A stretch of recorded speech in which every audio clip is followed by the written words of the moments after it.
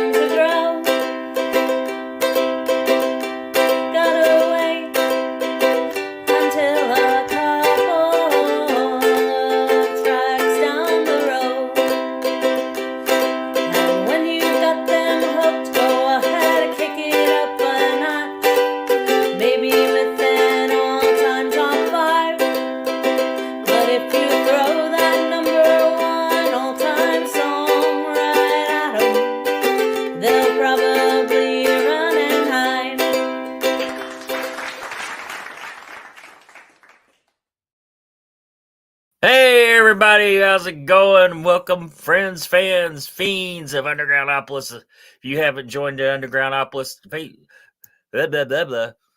discussion group on Facebook, the Fiends of Undergroundopolis, and by God, answer those damn questions. I won't let you post. I've wiped out too much porn and too much dumb stuff out of there, so now I make people answer questions. So you can't. There's no wrong answer to them. Just so you know, there's literally no wrong answer.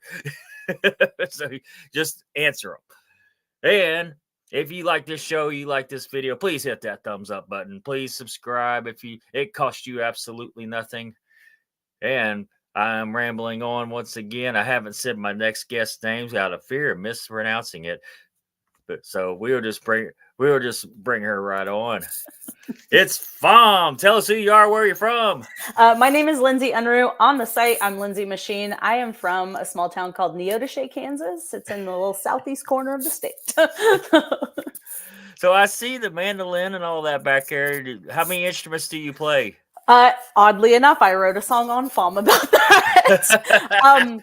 So I'm actually a music teacher.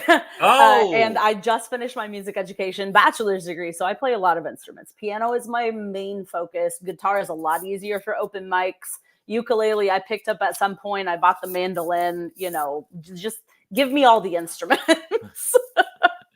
How hard is ukulele? Not hard at all. I teach my elementary students ukulele. It's a lot of fun. Because Steve Johnson was on, he talked about a ukulele camp, which is in Ohio, which isn't far from me, where he's talking about. Isn't far from me, like less than 2 hours, which to me isn't far. I go on the road all the time and do shows and stuff. And part of me is like, man, I wouldn't mind stepping into that, but I don't play ukulele. He's like, well, no guitars allowed. You could definitely do it. It's so much fun. Like it really, all you need is like 4 chords, and it's like beep beep beep. Okay, I'm good. So for the show, you said this was your first FAWM experience. By the way, before we get into that, if you don't know, it is February Alum Writing Month, and when we say FAWM, that's what we're referring to, where you write 14 songs in 28 days, and I think she wrote more than 14. Barely. I did. I was so proud of myself. I did end up coming up, posted 15 songs.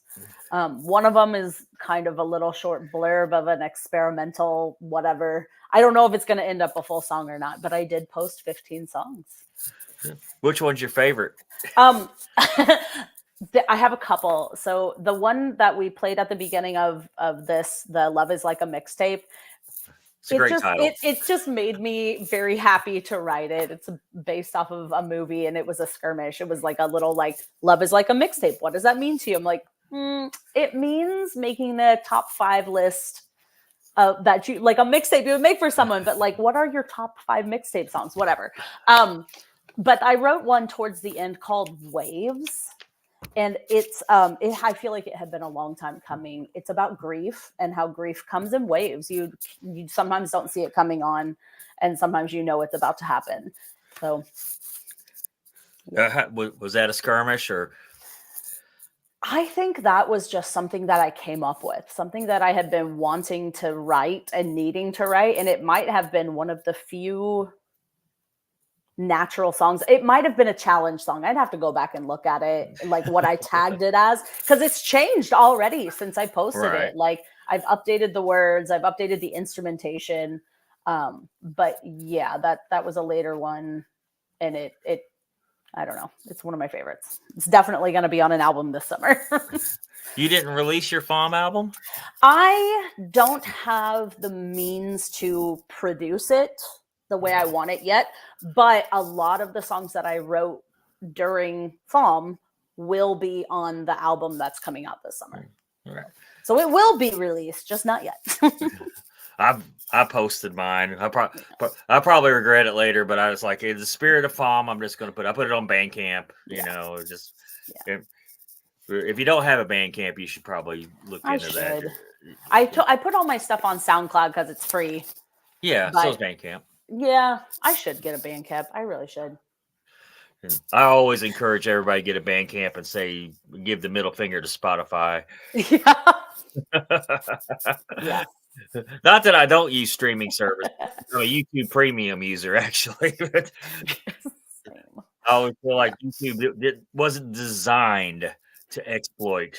YouTube wasn't designed for that at all. It was just to make videos. You know? Man, I remember Bandcamp from back in the day. Like I'm an old kind of, I guess I shouldn't say old school. My first band I was in was 2004, but like that was kind of when Bandcamp was kind of starting to be a thing, and internet sales for music was starting to be a thing, other than like, oh, buy the CD or the tape, the cassette tape, if you were really cool at the underground DIY punk shows. And I had a band, and we were not on Bandcamp, but all of my other band members, other bands were. Yeah. So I should have had one, and I just never did. Yeah, it's easy. Start one up. Do you collect cassettes? The car that I just got rid of, I just got a new truck. The car that I just got rid of only had a tape player, only had a cassette player. So I actually, one of my friends made me a bunch of actual mixtapes, and that's what I played. Yes. Yeah. Oh man. I still got, I usually don't do this, but still got my. Yeah, you're not going to be able to see it. A boombox. I got a boombox too. You can't see it because of the green screen. You can see like one speaker here or there. This is a Sears. Sears. Got it for Christmas in like 1982. Oh my gosh, that's the year I was born. It still works. It still sounds awesome. It's so great. I cannot believe you have that and that it still works. That's amazing. I worked in a record store, and like, I don't know, there's my record player. But I was gonna ask, those are albums in the back behind you. Some of actually what you can see is piano books. I'm a piano teacher. But if I'm down on the bottom, those over there, those are the albums. But that like that analog audio, you can only get it on vinyl and audio cassette tapes. Yeah. Like digital and CDs, that's great, but like that pure what music sounds like when you listen to it live, that's what the analog sound is, and I love it. It's something. I mean, we should have just never broke away from that, from vinyl. Even when I first got a cassette player, when cassettes were the cool thing, I was like, I do like cassettes, but I still bought vinyls, recorded them, and then kept my vinyls good. Yeah. Which is pretty ingenuitive for a 10-year-old to think it's something like you knew. Well, I wound up selling them at one point. Everything's going to CD, blah blah blah. I gotta be cool. Man, okay, so like I said, I worked at a record store. That's how I got half of my vinyl collections. People would bring in their collections and be like, can you put these all digital for me and then sell them? Like, yes, we can. And I'm like, let me buy all of those. So bought them like from consignment people. So give me the lowdown on your first FAWM experience.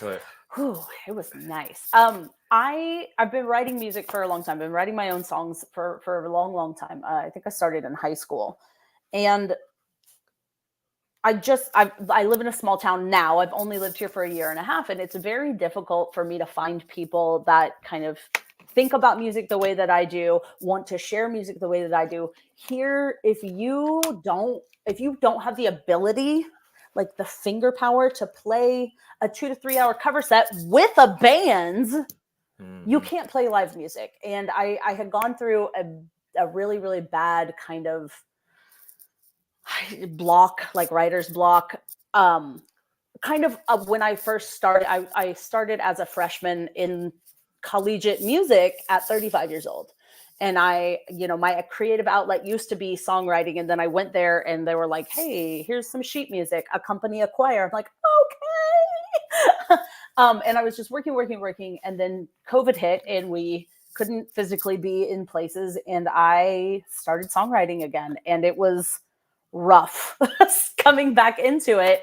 And I feel like I finally got my groove back. And then when I started this FAWM, the encouragement of everyone there, just the people who were willing to listen to your songs and give you even just like a little gram of, hey, I really like this hook, or I love the way your voice did that thing on this. Things that I am such a downer on myself. It encouraged me to keep going, and I just kept prompt after prompt after prompt. Okay, let me write this song. Let me put these lyrics together. It's awesome. I feel so good. I do too, man. I totally do too. I don't know if I can write without prompts anymore. Yeah. It's like, you was going to tell me an open mic story because we was before the show, just to clue everybody in. For the show, we was talking about open mics and that one asshole that show. I'm sorry, I cuss a lot. That one jerk that shows up at every open mic and you get 3 songs. Okay, I'll play 3 songs. Every one of them's 11 minutes long. So I think you have 3 people at open mics. You have your, I'm learning to play guitar, so all I can play is covers. You have your, hey, I'm workshopping a song, so it's usually 1.5 minutes, maybe 2 minutes long. And then you have that dude who's like, I wrote a song using every single chord I could possibly use, every chord I know, and it takes up my whole 10-minute slot, plus 2 of the next person's. And I know a guy who did that. We were in a songwriting circle, and he goes, hey, should I play the song that uses every chord? I'm like, and he did. Yeah. Played that song, and I'm just like, set my guitar down. This is my bathroom break. Get me another beer, because I don't need to sit up there and listen to you play that song. Yeah. But yeah, there's those 3 people. There are. And I could not believe he wrote a song using every guitar chord he knew. Yeah, he'd get his microphone turned off here. He would. Especially if I was hosting. Like, hey man, sorry, your time's up. I'd be courteous enough to do the little flashlight thing. Give him a little warning. Yeah, the warning. Yeah, that's what it is. But yeah. So we're starting to run out of time here. Do you have a website, a Bandcamp, or anything you want? Yeah. Well, you already said you don't have a Bandcamp. I do have a SoundCloud, and I have a Facebook page. They're both Miss Lindsay Q. So Lindsay Machine is like my forum handle everywhere, but Miss Lindsay Q, Lindsay with an AY and just the letter Q. That's both my SoundCloud and my Facebook. There will be links to that in the comment, or just comments in the description. There will be links to the SoundCloud. There'll be links to the Facebook, YouTube channel. I do have a YouTube channel. It's under Lindsay Machine. Okay. All right. There'll be a link to that. And with that,